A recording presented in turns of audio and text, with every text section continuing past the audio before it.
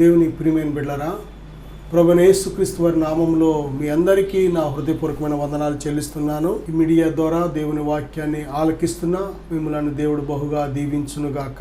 ఈరోజు దేవుని యొక్క వాక్యాంశము మిమ్ములను అనాథులనగా విడువను అనే అంశం మీద దేవుని వాక్యాన్ని మనం ధ్యానం చేయబోతున్నాం.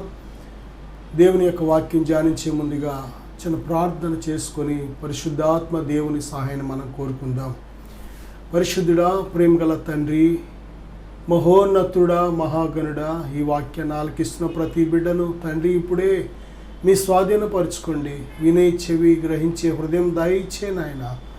నీ బిడ్డలను దర్శించమని, మాట్లాడమని, ఇదిగో తండ్రి మమ్మల్ని మీ చేతులుగా అప్పగించుకుంటూ యేసుక్రీస్తు వారి నామములో ప్రార్థిస్తున్నాను తండ్రి, ఆమేన్. దేవుని బిడ్డలారా, ఈరోజు దేవుని యొక్క వాక్యాంశము యోహాను సువార్త 14:18 మిమ్మును అనాథలనుగా విడువను, మీ యొద్దకు వత్తును, కొంతకాలమైన తరువాత లోకము నన్ను మరి ఎన్నడూ చూడదు, అయితే మీరు చూతురు, నేను జీవించుచున్నాను గనుక మీరును జీవింతురు. దేవుని బిడ్డలారా, ఈ లోకంలో మానవుని యొక్క జీవితం ఏమాత్రము కూడా దేవుడు ఒంటరిగా విడిచిపెట్టట్లేదు. మనిషిని దేవుడు అనాథగా విడిచిపెట్టట్లేదు. ఎందుకంటే మానవులమైన మనమందరము కూడా దేవుని పిల్లలం. ఈ లోకంలో మనము ఎవరమని ఏ విధంగా మనం వర్ణించుకున్నా దేవుడు మాత్రం తన దృష్టిలో పిల్లలుగా మనల్ని చూస్తున్నాడు, కుమారులుగా, కుమార్తెలుగా మనల్ని చూస్తున్నాడు. దేవుని బిడ్డలారా, ఈ భూమి మీద దేవుడు మనకు తోడుంటేనే మన బ్రతుకు క్షేమము, మన యొక్క దినములన్నీ కూడా క్షేమముగా వెళ్ళబుచ్చగలుగుతాం. దేవుడు తోడు లేకపోతే మనము ఏమాత్రం కూడా క్షేమంగా ఉండలేం. ఎందుకంటే ఇది దేవుడు ఆదిలోనే చెప్పాడు, ఈ యొక్క భూమి అంతటా కూడా ఒక శత్రువు తిరుగుతున్నాడు అనే విషయాన్ని దేవుడు ముందుగానే హెచ్చరించాడు. కనుక దేవుని బిడ్డలారా, శత్రువు ఉండడం, శత్రువుని దేవుడు అనుమతించడంలో ఒకే ఒక ఉద్దేశం ఏంటంటే మన క్షేమం ఉంది. మనము దేవునికి దగ్గరగా ఉండడానికి, దేవుని మీద ఆనుకోవడానికి, దేవుని బిడ్డలారా దేవుని యథార్థంగా ప్రేమించడానికి, కంటిన్యూగా నిత్యము దేవుని యందు భయభక్తులు కలిగి మనం బ్రతకడానికి, అన్ని విషయాలకు కూడా తప్పనిసరిగా శత్రువు అవసరం. దేవుని బిడ్డలారా, చిన్నపిల్లలు బయటికి వెళ్ళిపోతుంటే తల్లి, తండ్రి లేక పెద్దలు ఏం చెప్తారంటే, అమ్మో వెళ్ళకు, అక్కడ బూసుడు ఉన్నాడు అంటూ ఉంటారు. దేని బిడ్డలారా, అలాగే అన్నం తినట్లేదు అనుకోండి, వాళ్ళు చిన్న పిల్లలు ఎత్తుకొని అన్నం తినిపించేటప్పుడు వారు భోజనం చేయకపోతే, అమ్మో బూసుడు చేస్తాడు, తిని కమ్ము తిని వెళ్ళిపోదాం అని అంటూ ఉంటారు. వాళ్ళు పడుకోవట్లేదు అనుకోండి, అమ్మో బూసుడు చేస్తాడు, పడుకో గమ్ని అంటూ ఉంటారు.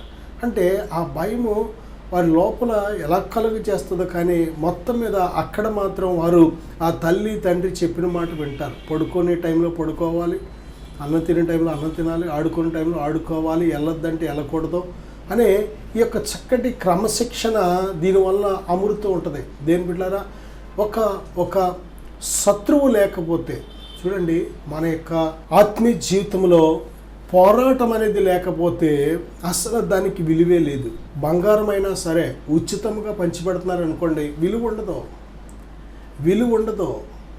ప్రియబిడ్డలారా, మంచినీళ్ళు మనకి చాలా విస్తారంగా దొరుకుతూ ఉంటాయి. కనుక మంచినీళ్ళు విలువ తెలియక చాలాసార్లు ట్యాప్లో పైపులు ఇప్పేసి వదిలేస్తూ ఉంటాం. కానీ నీటి చుక్క దొరకని ప్రాంతాలకు వెళితే అక్కడ నీరు విలువ ఎంతో తెలుస్తూ ఉంటుంది. దేని బిడ్డలారా, చాలా చోట్ల ఆహారం, మనం కూడా తినే ఆహారం చాలా మట్టుకు వేస్ట్ చేసేస్తూ ఉంటారు. చాలామంది తినే ఆహారం తక్కువ, వంపేది వదిలేసేది ఎక్కువ. ఈ విధంగా చాలామంది, కానీ అదే ఆహారం దొరక్క ఆకలితో చచ్చిపోతున్న వారిని చూస్తే తెలుస్తుంది అది ఎంత విలువైందో. అలాగే దేవుడు ఎందుకు ఈ భూమి మీద శత్రువుని అనుమతించాడు అంటే, నీ యొక్క విశ్వాస స్థాయి, నీ భక్తి స్థాయి, దేని బిడ్డ, దేవునికి నీ మీద ఉన్న ప్రేమ, దేవుడు నీకు ఎంత అవసరం, అన్నిటికీ కూడా జవాబు తెలియాలి అంటే తప్పనిసరిగా శత్రువు అవసరం. దేవుడు తోడు లేకుండా మనము ఈ భూమి మీద ఒక్క క్షణం కూడా బ్రతకలేము.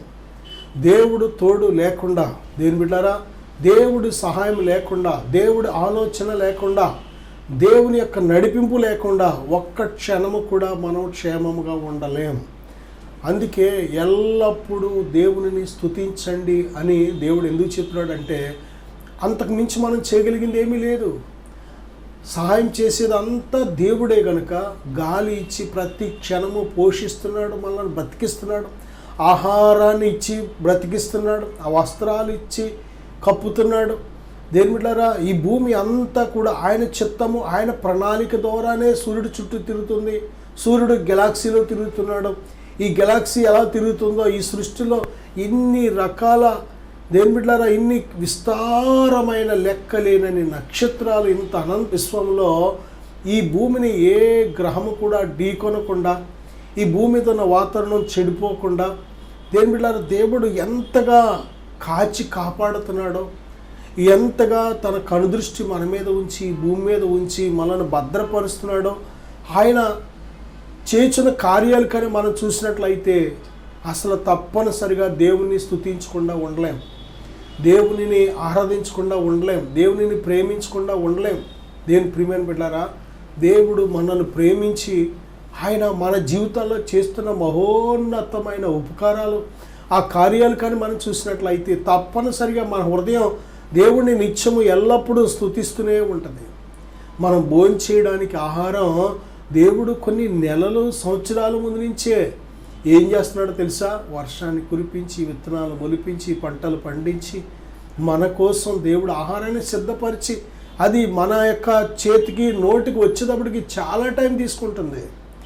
దేని బిడ్డారా, దేవుడు మన పట్ల ఎంత బాధ్యత కలిగి ఉన్నాడో, మన పట్ల సపోజ్ ఒకవేళ మన తల్లిదండ్రులు, మన బంధువులు, మన అధికారులు, మన పెద్దలు ఎవరైనా బాధ్యత తీసుకోకపోవచ్చు, కానీ దేవుడు మన పట్ల ఎంతో బాధ్యత కలిగి ఉన్నాడు. కనుక దేవుని యొక్క కాపుదల, భద్రత నిత్యము మనకు కలుగుతుంది. దేని బిడ్డలారా, మనం దేవుణ్ణి ఎప్పుడైతే చూస్తామో, దేవుని ఎప్పుడైతే కృతజ్ఞత మనసుతో మనం ఆయనను ప్రేమించగలుగుతూ ఉంటామో, తప్పనిసరిగా దేవుడు మనల్ని విడిచిపెట్టడం. ఈ భూమి మీద నరుడు ఒంటరి కాదు, అనాథ కాదు.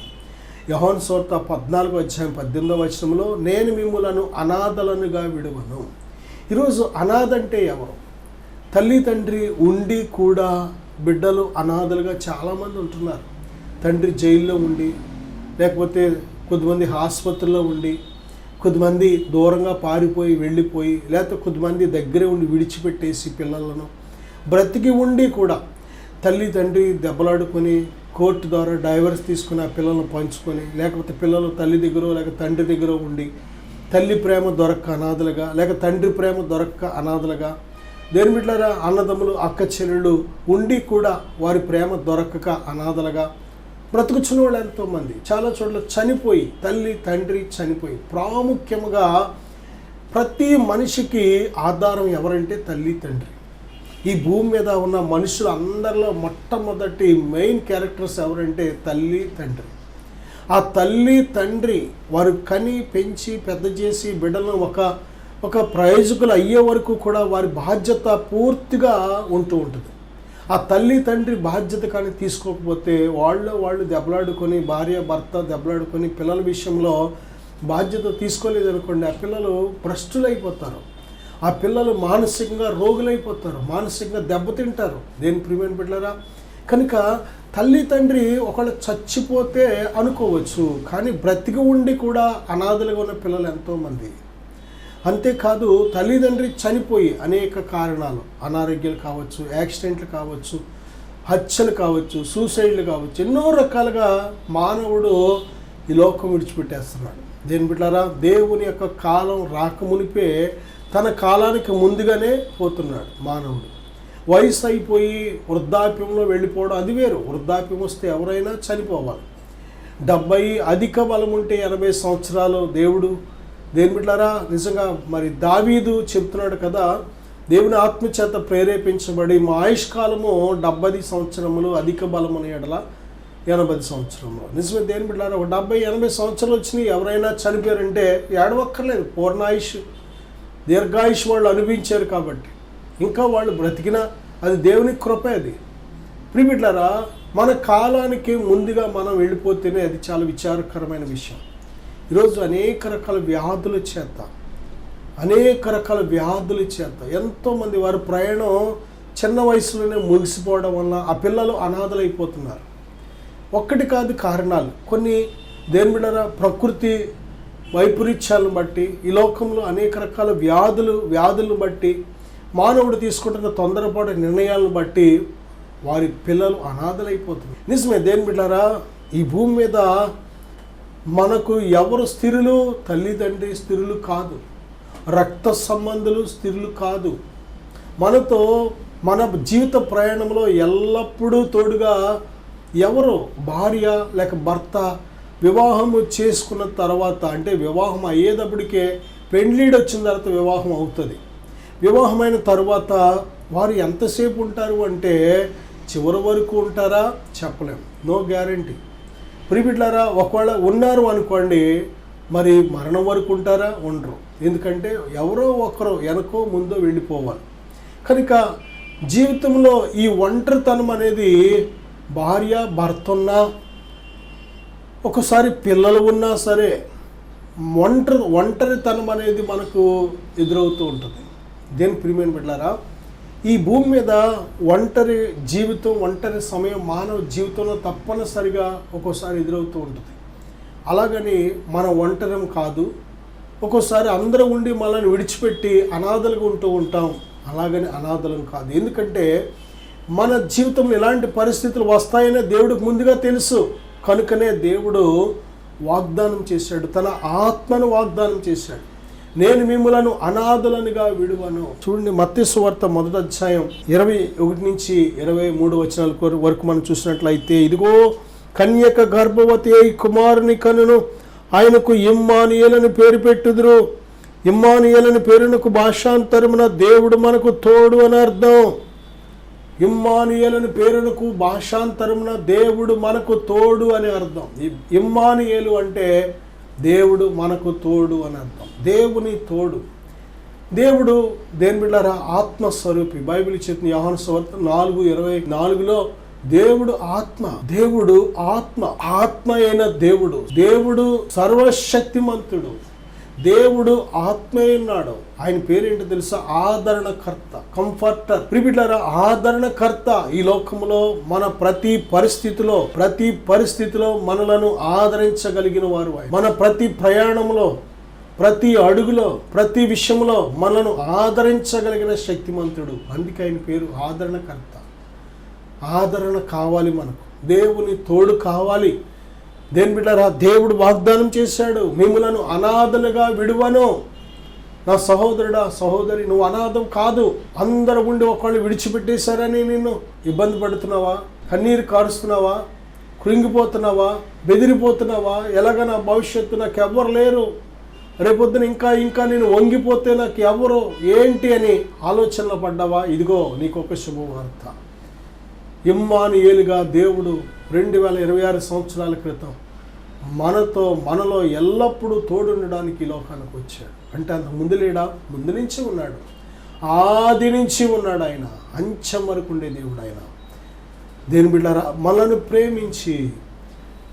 ప్రేమించి దేవుడు ఈ లోకానికి రక్తమాంసాలతో శరీరధారిగా, కృపా సత్య సంపూర్ణుడిగా ఈ లోకానికి వచ్చాడు. మన మధ్య నివాసం చేశాడు. ఆయన మన పాపముల నుంచి మనల్ని విడిపించడానికి సిలువ మీద యాగం చేశాడు, సిలువ మీద త్యాగం చేశాడు. ఆయన తన ప్రాణాన్ని వెలగా చెల్లించాడు. ఆయన దేవుడు గనుక, దేని బిడ్డలారా, ఆయన దేవుని కుమారుడు గనుక మరణాన్ని గెలిచి పునరుద్ధానుడుగా తిరిగి లేచాడు. నా సహోదరుడా, సహోదరి, ఈ భూమి మీద ఆయన అంటున్నాడు కదా, మత్తయి సువార్త 28వ అధ్యాయం చివరిలో, ఇదిగో సదాకాలము నేను మీతో కూడా ఉన్నాను. సదాకాలం. ఈ భూమి నిలిచినంతకాలమే కాదు, దేని బిడ్డారా, మన జీవితంలో సదాకాలం ఉండే దేవుడు ఆయన. ఈ లోకం విడిచిపెట్టిన మరుక్షణమే ఆయన నిత్య మహిమలో మనల్ని చేర్చుకుంటాడు. ఇక్కడ తోడుంటాడు, అక్కడ తోడుకుంటాడు. మనం అనాథలం కాదు, ఏ పరిస్థితిలో అనాథలం కాదు. మన కష్ట సుఖాల్లో దేవుడు తోడుగా ఉన్నాడు, మన కన్నీటిలో దేవుడు తోడుగా ఉంటున్నాడు, మనల్ని ఎత్తుకునే దేవుడు తోడుగా ఉన్నాడు. ఆయన వాగ్దానం ఇచ్చాడు, ముదిమి వచ్చు వరకు నేను చంక పెట్టుకుని వాడని నేనే అంటాడు ఆయన. నా సహోదరుడా దేవుని తోడు మనకు అవసరం. ఈరోజు దేవుని మీద ఎంతవరకు మనం ఆనుకుంటున్నాం, ఎంతవరకు ఆధారపడుతున్నాం, దేవుని తోడు ఎంతవరకు అవసరం అనుకుంటున్నాం. చాలా ఏదైనా భయంకరమైన రోగం వస్తే అప్పుడు తోడు కావాలి, దేవుడే స్వస్థపరచాలని ఆ కొద్దిసేపే కోరుకుంటున్నాం. లేకపోతే డబ్బులు కావలసినప్పుడు ఇక మన చేయి దాటిపోయిన తర్వాత ఇంకా దేవుడే చేయాలి, దేవుడా నువ్వే డబ్బులు సహాయం చేయని ఆ సమయంలో మాత్రమే వస్తున్నాం. లేకపోతే మనం తట్టుకోలేని నిందలు వచ్చినప్పుడు, అవమానాలు వచ్చినప్పుడు దేని బిడ్డరా ఆ టైంలో మాత్రం వెళ్ళి పొగిలి ఏడ్చి మళ్ళీ కొద్దిసేపు అయిన తర్వాత మళ్ళీ వచ్చేస్తున్నాం. కానీ అలా కాదు. దేవుడు ఎల్లప్పుడూ మనతో ఉండడానికి వచ్చాడు. ఆయన ఎల్లప్పుడూ మనలో ఉండడానికి వచ్చాడు. ఆయన మీలో ఎల్లప్పుడూ నివాసం ఉండును. ఎవరైనా దేవుడు పరిశుద్ధాత్ముడు దేవుడై ఉన్నాడు. దేని బిడ్డలారా ఆయన దేవుడు, ఆయన ఆత్మ, ఆయన మనతో ఎల్లప్పుడూ నివాసం ఉండడానికి వచ్చాడు. నీవు అనాథవి కాదు. ఒక్కసారి ప్రభువుని యేసుక్రీస్తును రక్షకుడిగా ఏ క్షణమైతే అంగీకరించావో ఆ క్షణము నుండి దేవుడు నిన్ను తన పరిశుద్ధాత్మతో ముద్రిస్తున్నాడు. తన ఆత్మనే సంచకరువుతో నిన్ను నింపుతున్నాడు. దేని బిడ్డారా నీ ఒంటరి కాదు. ఎందుకు దేవుడిని మనతో ఉన్న దేవుని మనం ఎందుకు గ్రహించలేకపోతున్నాం? ఎందుకని దేవునిని గుర్తుపట్టలేకపోతున్నాం? ఎందుకు దేవుని యొక్క చర్యలను మనం గ్రహించలేకపోతున్నాం అంటే మొట్టమొదటిగా దేని బిడ్డలారా అవిశ్వాసం. దేవునిని ఆయన ప్రతి చర్యలను, ఆయన ప్రతి స్వరాన్ని, ఆయన ప్రతి నడిపింపును మనం గ్రహించాలి అంటే ఒక్కటే విశ్వాసం. విశ్వాసము లేకపోతే నువ్వు ఏమాత్రం దేవుని నడిపింపును గ్రహించలేవు. విశ్వాసము లేకపోతే దేవుని స్వరాన్ని వినలేవు. విశ్వాసము లేకపోతే దేవునితో నడవలేవు. విశ్వాసము విశ్వాసము విశ్వాసము నీతిమంతుడు విశ్వాస మూలంగా జీవిస్తాడు. నీతిమంతుడు విశ్వాస మూలంగా జీవిస్తాడు. దేవుని ప్రియమైన బిడ్డలారా విశ్వాసము లేకపోతే మనం ఎన్ని సంవత్సరాలు భక్తి చేసినా అది శక్తి లేని భక్తిగా ఉంటుంది. ఎన్ని సంవత్సరాలు ప్రార్థన చేసినా జవాబు తేలేని ప్రార్థనగా ఉంటుంది. ఎన్ని సంవత్సరాలు మనం ఏది చేసినా దేవుని కోసం జీవించినా అదంతా కూడా ఏమాత్రము కూడా ఫలింపు లేని జీవితంగా ఉంటుంది. కానీ ఎప్పుడైతే విశ్వాసము కలిగి మనం ప్రార్థించినా ఆరాధించినా ఆయనతో నడిచిన, ఆయన స్వరం విన్న ప్రతీదీ కూడా ఫలవంతంగా ఉంటుంది. విశ్వాసం అనేది మనకు అవసరం. పక్షులకు గాలి ఎంత అవసరమో, గాలి లేకపోతే పక్షి ఎగరలేదు. ప్రియబిడ్డలారా చేపకు నీరు ఎంత అవసరమో, నీరు లేకపోతే చేప బ్రతకలేదు. విశ్వాసికి విశ్వాసం కూడా అంత అవసరం. క్రైస్తవుడికి విశ్వాసం అవసరం. దేని బిడ్డ విశ్వాసము లేకపోతే దేవునిని మనం ఏమాత్రం కూడా చూడలేం, దేవుని స్వరం వినలేం. విశ్వాసము అనేది చాలా ప్రాముఖ్యమైనది. ఈ విశ్వాసం ఎలాగ మనం పొందగలం, ఎలాగ మనం కలిగి ఉండగలం అంటే బైబిల్ చెప్తుంది వినుట వలన విశ్వాసం కలుగుతుంది. ప్రభువైన యేసుక్రీస్తు వారు చెప్పిన ప్రతి మాట, దేవుని నోట నుండి వచ్చిన ప్రతి మాట వినుట వలన మనలో విశ్వాసం కలుగుతుంది.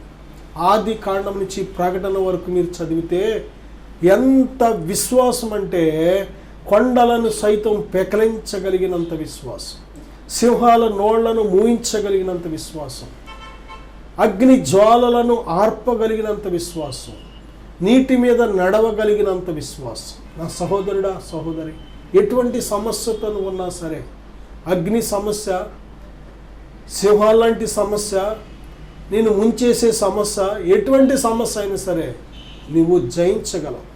దేవుని కోసం సజీవ సాక్షిగా జీవించగలవు. అంత గొప్ప విశ్వాసం దేవుని యొక్క వాక్యం ద్వారా మనం పొందుకోగలం. వాక్యాన్ని మనం ధ్యానించక, వాక్యాన్ని సరిగ్గా అర్థం చేసుకోక, హృదయంలో దేవుని వాక్యానికి చోటు ఇవ్వక విశ్వాసం అనేది మనం మిస్ అవుతూ ఉంటాం. అందుకే విశ్వాసం లేకుండా దేవునికి ఇష్టడై ఉంటే అసాధ్యమని బైబిల్ చెప్తుంది. విశ్వాసం లేకపోతే దేవుని స్వరం ఎంత మాత్రం వినలేవు, దేవుని డైరెక్షన్ గ్రహించలేవు. విశ్వాసం చాలా ప్రాముఖ్యమైనది. దేని బిడ్డారా ఇక్కడ మనం చూసినట్లయితే దేవుడు మనకు తోడుగా ఉన్నాడు. ప్రియబిడ్డ నిర్గమకాండ 33:14 ప్రభు అంటున్నారు కదా, నా సన్నిధి నీకు తోడుగా వచ్చును. దేవుడు ఆత్మ, ఆయన ఎక్కడుంటే అక్కడ ఆయన సన్నిధి. ఆయన సన్నిధి అనేది చాలా ప్రాముఖ్యమైనది. మందిరం వేరు, సన్నిధి వేరు. మందిరం అంటే మనం కూడుకునే స్థలం, మందిరం అంటే మన దేహం. దేని బిడ్డలారా, మందిరం అంటే 2-3 ఎక్కడైతే కూడుకుంటారో ఒక చోట కూడుకుంటామో ఆ కూడుకునే స్థలాన్ని ఒక మందిరం అనవచ్చు. దేని బిడ్డలారా, అంతేకాదు ఆ మందిరం దగ్గర ఎవరైతే కూడుకుంటున్నారో వారి దేహాలే మందిరం. సంఘం అంటే మందిరం. ప్రియబిడ్డలారా, మన దేహము దేవుని ఆలయం. ఆలయం అన్నా మందిరం అన్నా ఒకటే. మన దేహం కూడా ఏమాత్రం కూడా పాడు చేయకుండా పరిశుద్ధంగా దేవుని చిత్తానుసారంగా మనం బ్రతికితే, దేని బిడ్డలారా, దేవుని ఆత్మ మనలో నివాసం చేస్తున్నారు కనుక దేవుడు నివాసం చేసినప్పుడు ఇది దేవాలయంగా పిలువబడుతుంది. ప్రియబిడ్డలారా, అలాగే దేవుడు మనలో నివాసం చేస్తున్నప్పుడు ఆయన సన్నిధిని మనం నిత్యము కూడా అనుభవించగలుగుతాం. ఆయన సన్నిధిని మనం గ్రహించగలుగుతాం. ఆయన ఎల్లప్పుడూ మనతో ఉన్నాడు కనుక ప్రియబిడ్డలారా, ఆయన అప్పుడప్పుడు ఆయన సన్నిధిని పరలోకం నుంచి భూమి మీదకు తీసుకురాడు. ఆయన ఎక్కడుంటే అక్కడ ఆయన సన్నిధి ఆయన చుట్టూ ఉంటుంది. దేని బిడ్డలారా, మనం అర్థం చేసుకోవడానికి ఒక్క మాట ఆలకించినట్లయితే చూడండి, ఎక్కడైనా పెద్ద మంటేశారు అనుకోండి, దూరంగా ఉన్న వారికి మొదట కనిపించేది ఏంటంటే వెలుగు కనిపిస్తుంది. మంట, వెలుగు, కాంతి కనబడుతూ ఉంటుంది. దగ్గరికి వచ్చేటప్పటికి వెలుగుతో పాటు ఇంకోటి వారికి గ్రహించగలుగుతారు ఏంటంటే వేడి. ఆ వేడి, దేని బిడ్డలారా, ఆ వేడి ఇంకా దగ్గరికి వెళ్ళారనుకోండి కాలిపోతారు, అంత వేడి. కానీ ఇంకా ఒకవేళ దగ్గరికి వెళ్ళగలిగితే ఇంకొకటి వినబడుతుంది. అదేంటో తెలుసా? శబ్దం. సూర్యుడు కూడా అంతే. సూర్యుడి నుంచి మనకి మొట్టమొదట బయలుదేరి వచ్చేది ఏంటంటే కాంతి. ఇంకా సూర్యుడికి దగ్గరికి వెళ్ళినట్లయితే, లేక సూర్యుడు మనకు దగ్గరికి వచ్చినట్లయితే మనం ఇంకొకటి గ్రహించగలం, వేడి. ఇంకా సూర్యుడికి దగ్గరికి వెళితే శబ్దాలు, భయంకరమైన శబ్దాలు, పేలుళ్ళు శబ్దాలు వినబడుతూ ఉంటాయి. నిజంగా దేని బిడ్డారా, దేవుడు అంత దూరంలో పెట్టాడు ఆ శబ్దాలు మనకు డిస్టర్బెన్స్ లేకుండా. మనం ఈరోజు భూమి మీద ఎంత ప్రశాంతంగా మాట్లాడుకున్నామంటే దేని బిడ్డారా, ప్రతీది కూడా దేవుడు సైలెన్స్ చేసాడు అంతే. లేకపోతే మన శబ్దాల కంటే బయట శబ్దాలు ఎక్కువై అసలు మనం ఈ భూమి మీద మన భాష మాట్లాడుకోవడానికి ఏమాత్రం కుదరదు. అలాగే దేవాది దేవుడు మనం ఆయనకు దగ్గరయ్యే కొద్దీ ఆయన వాక్యము వెల్లడి అగుటతోడనే వెలుగు కలుగుతుంది. మొదటిగా ఆయన వాక్యం చదువుతున్నప్పుడు ఆయన వెలుగుని మీద పడుతూ ఉంటుంది. ఇంకా వాక్యాన్ని ధ్యానిస్తున్నప్పుడు దేవుడు వాక్యమై ఉన్నాడు కనుక ఆయనలో ఉండే వెచ్చదనాన్ని అనిపిస్తూ ఉంటావు. ఆయన సన్నిధి, ఆ వెచ్చదనం అనే సన్నిధి, ఆ సన్నిధి నువ్వు అనుభవించే కొద్దీ దేని బిడ్డలారా, ఆయన సన్నిధిలో పశ్చాత్తాపం వస్తూ ఉంటుంది. ఏదైనా బలహీనత ఉందా, ముందు పశ్చాత్తాపం వస్తూ ఉంటుంది, ఏడుపు వస్తూ ఉంటుంది, కన్నీరు వస్తూ ఉంటుంది. ఏంటి ఏడుస్తారు, కన్నీరు కారుస్తారని చాలామంది అభ్యంతర పడుతూ ఉంటారు. అదేంటనుకున్నారు? ప్రియబిడ్డలారా, మనం ఎప్పుడైతే దేవునికి దగ్గరవుతూ ఉంటామో, ఆయన సన్నిధి మనకు దగ్గరవుతూ ఉంటుందో, ఆయన సన్నిధిలో మన రహస్య పాపాలు కూడా బయలుపడుతూ ఉంటాయి, మన బలహీనతలు బయలుపడుతూ ఉంటాయి. కాబట్టి పశ్చాత్తాపం, ఐఎమ్ సారీ ప్రభు అని కన్నీటితో పశ్చాత్తాపం వస్తుంది.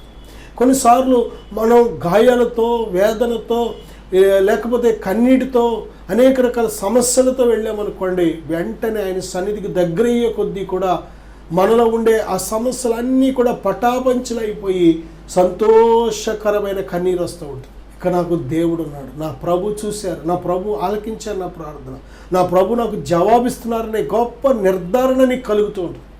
ఆయన సన్నిధికి దగ్గరయ్యే కొద్దీ ఇంకా శబ్దం అని వినబడుతుంది, చూసారా సూర్యుడి దగ్గర. అలాగే దేవుని మెల్లని స్వరాన్ని నువ్వు గ్రహించగలుగుతావు. దేవుడు మాట్లాడే దేవుడు. ఆయన ప్రతిరోజు ఆయన బిడ్డలతో మాట్లాడుతూ ఉంటాడు, కళల ద్వారా మాట్లాడుతూ ఉంటాడు, దర్శనమిచ్చి మాట్లాడుతూ ఉంటాడు, వాక్యం ద్వారా మాట్లాడుతూ ఉంటాడు, సేవకుల ద్వారా మాట్లాడుతూ ఉంటాడు, ప్రకృతి పరిస్థితుల ద్వారా మాట్లాడుతూ ఉంటాడు. దేవుడు మాట్లాడే విధానం చాలా అద్భుతకరంగా ఉంటుంది. ఆయన మృదువైన స్వరముతో మాట్లాడుతూ ఉంటాడు. నా సహోదరుడా, మనకు అర్థమయ్యే రీతిలో మాట్లాడుతూ ఉంటాడు. దేవుని మాట నాకు అర్థమవుదేమో, ఆయన ఏ భాషలో మాట్లాడతాడో, ఎలా మాట్లాడతాడో నేను ఎప్పుడు వినలేదని అస్సలు అనుమానం అక్కర్లేదు. దేవుడు ఈ అంచె దినాల్లో తన అద్వితీయ కుమారుడైన మన ప్రభువైన యేసుక్రీస్తు ద్వారా, అంటే వాక్యము ద్వారా దేవుడు మాట్లాడుతున్నాడు. వాక్యము ద్వారా మన పట్ల దేవుని చిత్తం ఏంటి, దేవుని ప్రణాళిక ఏంటి, దేవుని ఉద్దేశం ఏంటి మాట్లాడుతున్నాడు.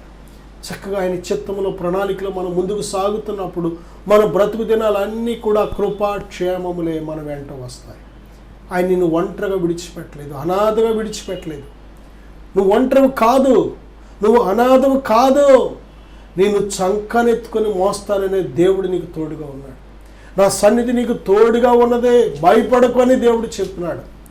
దేని బిడ్డలారా, హగ్గయి గ్రంథం 2వ అధ్యాయం 4వ వచనంలో దేవుడు అంటున్నాడు కదా, నేను నీకు తోడుగా ఉన్నాను అంటున్నాడు. ఎజ్రా గ్రంథం 7వ అధ్యాయం 28వ వచనం, 8వ అధ్యాయం 31వ వచనం చూసినట్లయితే నా హస్తము నీకు తోడుగా ఉంది. దేవుని హస్తం అంటే దేవుడే నీకు తోడుగా వచ్చి తన హస్తంతో నిన్ను బలపరుస్తూ ఉంటాడు. దేని బిడ్డలారా, ఆయన బలిష్టమైన హస్తం. ఆయన మనకు తోడుగా ఉంటే, ఆయన కనుదృష్టి మన మీద ఉంటే, ఆయన హస్తం మనకు తోడుగా ఉంటే ఈ లోకంలో ఇంకేం కావాలి మనకి? సమస్తము ధారాళంగా దయచేసే దేవుడే మనకు తోడుగా ఉంటే ఇంకేం కావాలి మనకి? ప్రియబిడ్డ, నువ్వు ఒంటరివి కాదు, నువ్వు అనాథవు కాదు. ఇమ్మానుయేలు అనే దేవుడు, ప్రభువైన యేసుక్రీస్తు ఎల్లప్పుడూ నీకు తోడుగా ఉన్నాడు. చిన్న ప్రార్థన చేద్దాం. పరిశుద్ధుడా, ప్రేమగల తండ్రి, ఈ ప్రార్థన ఏకిపిస్తున్న ప్రతి బిడ్డను ఇప్పుడే బలపరుచున్న ఆయన. మేము అనాథలం కాదు, ఒంటరం కాదు, సర్వశక్తిమంతులైన దేవా మీరు తోడుగా ఉన్నారు నాయన. ఇదిగో తండ్రి, అనేక గాయాల చేత, మనుషులు పెట్టు నిందల చేత, ఇబ్బందుల చేత, బలహీనతల చేత ఎంతమంది కన్నీరు విడుస్తున్నారో నాయనా, వారిని ఓదార్చండి, ధైర్యపరచండి. ఇప్పుడే మీ శక్తితో నింపండి నాయన. వారి కన్నీరు, దుఃఖము నాట్యంగా, సంతోషంగా మార్చబడని గాక తండ్రి. నాయన, మీ సన్నిధి తోడుగా ఉంచినందుకు వందనాలు. మాట్లాడండి ప్రభువా, నీ బిడ్డలను దర్శించండి, దీవించండి నాయన. వారి కన్నీటిని తొడవండి ప్రభువా, లేవనెత్తండి నాయన. ముదిమి వచ్చే వరకు కూడా నాయన ఇదిగో చంకనెత్తుకుంటాను వాగ్దానం చేశాం. మీ మాట నాయన నమ్మదగిన వాగ్దానం ప్రభువా. మీ అందు విశ్వాసం ఉంచి ధైర్యం కలిగి ముందుకు సాగుటకు సహాయం దయచేయమని యేసుక్రీస్తు వారి నామములో ప్రార్థిస్తున్నాను తండ్రి. ఆమేన్. God bless you.